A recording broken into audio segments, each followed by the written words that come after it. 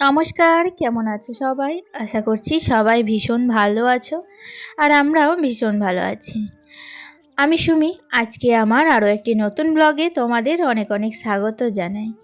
সকালবেলায় উঠে সমস্ত বাসি কাজ সেরে নিয়েছিলাম, তার সাথে সাথে বাসি কাপড়টাও দেখো কেচে নিয়েছি।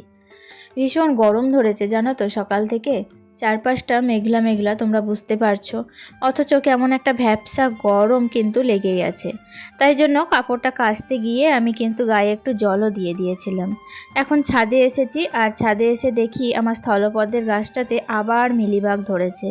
তাই জন্য সঙ্গে সঙ্গে একটু কীটনাশক স্প্রে করে দিলাম। আর বাকি সমস্ত গাছগুলোকে এখন আর করব না, এখন হাতে কিন্তু একটুও সময় নেই। তাই দেখো নিচে চলে এসেছি, আর নিচে এসেই ঠাকুর ঘরে প্রথমে ঠাকুরকে প্রণাম জানিয়ে আজকে দিনটা শুরু করব। আসলে দেখবে ঠাকুর ঘরে এলে একটা কি সুন্দর শান্ত স্নিগ্ধ পরিবেশ, একটা অনুভূতি ফিল হয়। আর এই অনুভূতির সাথে ঠাকুরকে প্রণাম জানিয়ে আমার সংসারের মঙ্গল কামনা করে, স্বামী সন্তান সবারই মঙ্গল কামনা চেয়ে দিনটা শুরু করলাম। এখন দেখো চলে এসেছি ওপরে, আর ওপরে এসেই আমি কিন্তু এখন সবজি নিতে এসেছি। আসলে এমন একটা সবজি আজকে রান্না করব, সেটা কিন্তু আজকে 1 ঘন্টা আগে কেটে একটু জলে ভিজাতে দেব। তাই জন্য সেই সবজিটাকেই নিতে এসেছিলাম। তোমরা হয়তো বুঝতেই পারছো সবজিটা দেখে কি রান্না করব আজকে। হ্যাঁ, ঠিকই ধরেছো, আজকে আমি রান্না করব ডুমুরের তরকারি। আমি কিন্তু ডুমুরের তরকারিটা আগে অনেক দিন আগে রান্না করেছিলাম জানো তো। তো কী করে রান্না করতে হয় আমি এখন তো অতটাও ভুলে গিয়েছি। এটা তো সব সময় রান্না বান্না হয় না, তো মাঝে মধ্যে সিজন অনুযায়ী হয়, তাই জন্য এখন অতটা মনে পড়ছে না। সকালবেলায় আগে ভালো করে ইউটিউবে দেখলাম যে কিভাবে প্রপার মেথডটা বুঝে নিলাম, তারপরে এখন কিন্তু রান্না করতে এসেছি। দেখো সবারই ইউটিউব ভিডিওতে দেখলাম যে ডুমুরের কষ ছাড়ানোর জন্য হলুদ এবং লবণ মেশানো জলে ডুমুরটাকে 1/2 ঘন্টা মতো ভিজিয়ে রেখে দিতে হয়। তো আমি কিন্তু সেই প্রসেসটাই মেনটেন করলাম, তারপরে নিজের মতো করে আমি মেথডটা বুঝে নিয়েছি, সেইভাবেই রান্নাটা করব। তো ওটা যতক্ষণ ভিজছে ততক্ষণ আমি দেখো বেডরুমে চলে এসেছি। আর বেডরুমে এসে আজকে একটু হালকা ক্লিনিং নিচের বেডরুমটা করব। অনেক দিন থেকে ইচ্ছা আছে জানলার কভারগুলো কাচার, সেটা কিন্তু এই মেঘমেঘ করছে বলে ভয়ে সাহস করে উঠতে পারছি না। আর একদিকে কি বলতো, গরমের সময় যত সকাল সকাল রান্না বান্না করে নেবে বা যত সকাল সকাল সংসারের কাজ করে নেবে ততই কিন্তু ভালো। আর সকাল সকাল কাজ করতে হলে ঘুম থেকে কিন্তু সকাল সকাল উঠতে হবে। আসলে তুমি বেলা পর্যন্ত ঘুমিয়ে যদি একবার সংসারের কাজের হাল ধরো তো সেই কাজ কিন্তু কখনোই ভালো হবে না। সত্যি বলতে কি, আজকে আমার জানালাটা পরিষ্কার করার আরও একটা কারণ আছে। আমি কালকে রাত্রিবেলায় যখন জানালাটা দিতে গিয়েছিলাম, হঠাৎ করে দেখছিলাম যে একটা টিকটিকি, জানো তো, অনেক দিন আগেই হয়তো ওর চাপা পড়ে মারা গেছে, কিন্তু টিকটিকিটার কঙ্কালটা কিন্তু ওখানেই পড়ে রয়েছে। তো আমি সেই কারণে আজকে জানলাটা ভালোভাবে ডিপ ক্লিনিং করে সেই টিকটিকির যে মরা দেহটা, সেটা কিন্তু একটা কাগজের টুকরোয় করে বাইরে ফেলে দিয়ে এলাম। আর তারপর ভালো করে সেটাকে ক্লিন করে নিলাম। তো এটা থেকে অনেক জীবাণু হতে পারে, আমি তাই জন্য ওটা সঙ্গে সঙ্গে আগেই কাজটা কমপ্লিট করলাম। তারপর একটু দেখো এখানে পাখা আর এদিককার একটু ছবিগুলো, সেগুলো একটু হালকা করে ক্লিনিং করে নিলাম।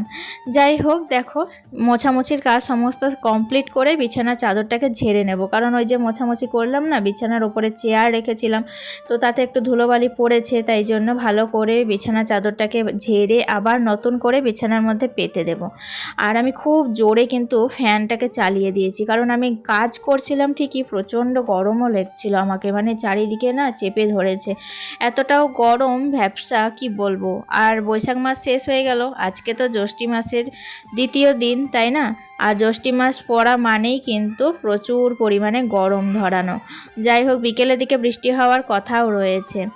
আর কালকে আমি তোমাদের সাথে ভিডিও দিতে পারিনি জানো তো, কারণ কালকে আমার ভিডিও এডিটিং করাও হয়নি, করার সময় পাইনি বলতে পারো।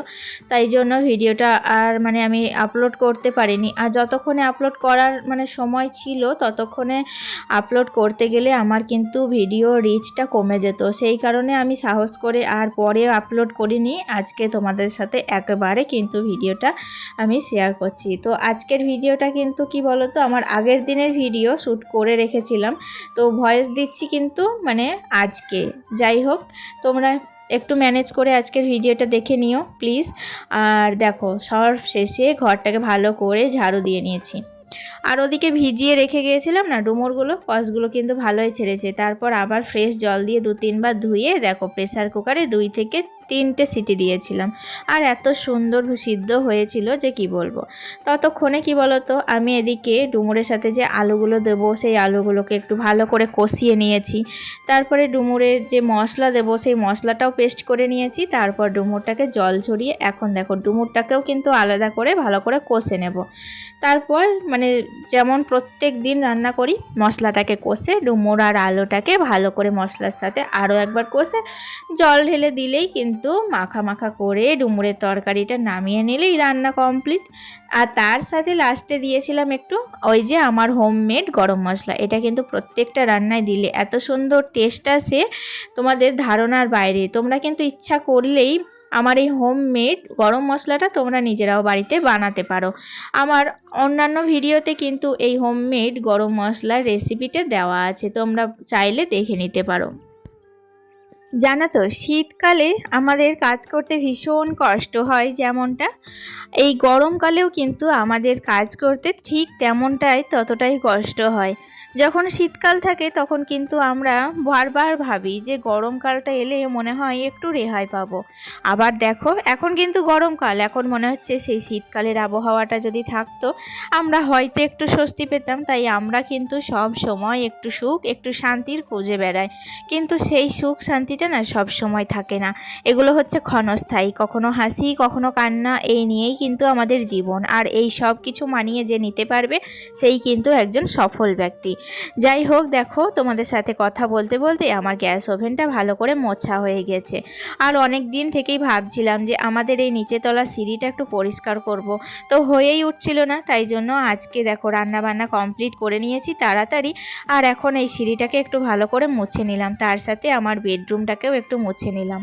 গরমের সময় দেখবে বাড়ি ঘর যত পরিষ্কার পরিচ্ছন্ন করবে ঠিক তত কিন্তু মনে হয় যেন ঠান্ডা আবহাওয়াটা যেন ফিরে পাচ্ছি। আর আমি কি ভালোবাসি জানো তো, এই গরমের সময় ঘরের জানলাগুলো না একটু ভালো করে বন্ধ করে দেবো, দরজাগুলো পর্দা দিয়ে ঢেকে দেবো, তারপর গোটা ঘরে ফ্যান চালিয়ে দেবো এবং কারেন্ট অফ করে দেবো। কারেন্ট অফ করে দিয়ে অন্ধকার ঘরটা মনে হয় বেশি যেন একটু ঠান্ডা ঠান্ডা ফিল হয়। আর যত কারেন্ট জ্বালানো থাকবে না ঘরটার মনে হবে উত্তাপটা বেড়ে যায়। তো এই অন্ধকারটা না গরমের সময় আমি ভীষণ পছন্দ করি। আর এমনিতেও কারেন্ট জ্বালিয়ে একদমই আমার ঘুম আসে না যতক্ষণ না কারেন্ট বন্ধ করি। যাই হোক, তোমাদের সাথে কথা বলতে বলতে এখন আমি চলে এসেছি কলতলায়। আর দেখতেই পাচ্ছ মাথার ওপর চড়া রোদ, আর এই চড়া রোদের মধ্যে সমস্ত রান্নার পর যে সমস্ত বাসনগুলো ছিল সেগুলোই কিন্তু এখন মাজা ধোয়া করলাম। আর তারপর সেগুলো এখন ঝুড়ির মধ্যে রেখে এসে আমি কিন্তু দেখো মোটরটা চালিয়ে দিয়েছি জানো তো। আর এই দুপুরবেলায় আরও একবার মোটরটা চালিয়ে দিই, কারণ কারেন্ট চলে যাওয়ার ভীষণ সম্ভাবনা। এই যে দুপুরের পর যদি আকাশে মেঘ দেখা যায় তখন কিন্তু হঠাৎ করেই কারেন্ট চলে যাবে আর জল পাবো না। তাই জন্য সঙ্গে সঙ্গে আমি কিন্তু সব সময় মানে আমার বাড়িতে ট্যাঙ্কি সব সময় ফুল রাখার চেষ্টা করি। আর তার সাথে কি বলতো, এত রোদে না কাজ করে আমার ভীষণ জল তেষ্টা পেয়েছিল। আর দেখবে একটু ফ্রেশ জল এই গরমের সময় খেতে ভীষণ ইচ্ছা করে, তাই জন্য জল তুলতে তুলতে আমার প্রচণ্ড জল পিপাসা পেয়েছিল। জানি এই গরমে কাজ করার পর কিন্তু জল খাওয়া একদমই উচিত নয়, এটা কিন্তু ঠান্ডা লাগার সর্দি লাগার মূল কারণ।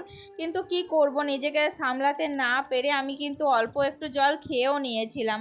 আর তারপরে কি বলতো, মুখটাও ভীষণ জ্বালা করছিল, ঠান্ডা জলে একটু হাত মুখ সমস্তটা কিন্তু ধুয়ে নিলাম। তারপর কলতলাটাকে ভালো করে জল দিয়ে ধুয়ে এই পর কিন্তু যাব স্নানে। তো চলো তাহলে বন্ধুরা, ভিডিওর এই পর্যায়ে এসে আজকের ভিডিওটি তোমাদের কেমন লেগেছে অবশ্যই কমেন্টে জানাতে ভুলো না। আজকে আসি, দেখা হচ্ছে নেক্সট ব্লগে, টাটা।